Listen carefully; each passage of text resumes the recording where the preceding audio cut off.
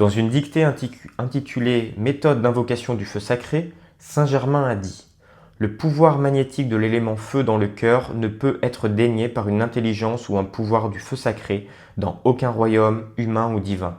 Cette loi est irréfutable. Nous partons donc du principe que l'accomplissement est une certitude.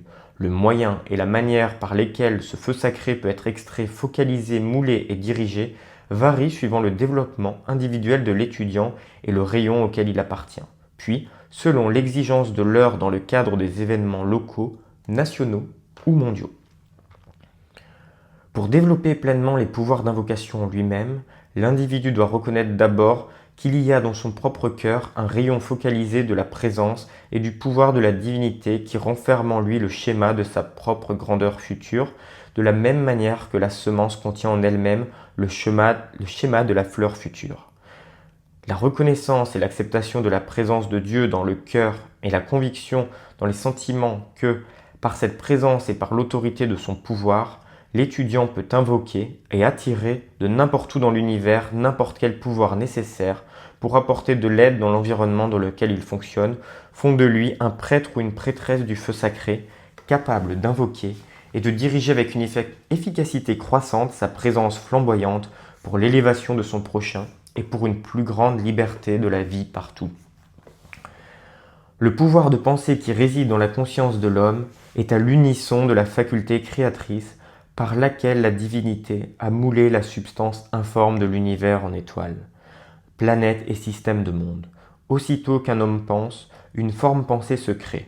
Le degré de développement de son corps mental détermine la clarté et la perfection de la forme pensée. La qualité, la nature et le développement du corps émotionnel déterminent la pureté et la force de la forme pensée vivifiée. Les centres créatifs de la pensée et du sentiment sont focalisés par le directeur de groupe en visualisation collective.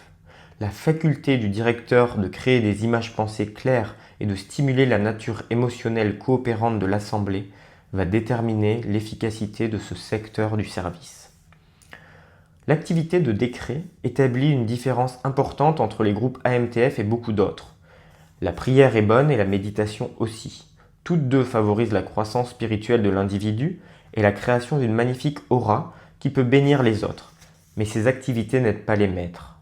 Pour apporter son assistance à un groupe ou un individu, un maître dépend du retour de l'énergie, dirigée volontairement et consciemment sur lui. Le décret, la contemplation, méditation associée à l'attention de l'étudiant vers le maître, et les chants qui incorporent le nom et l'activité spéciale d'un maître, voilà le type d'énergie que celui-ci peut utiliser.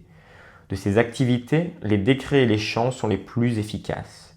L'énergie disponible pour les maîtres est la somme de l'énergie dépensée en préparation ajoutée à celle libérée durant la réunion. Les maîtres reprennent cette énergie et la multiplient par 2.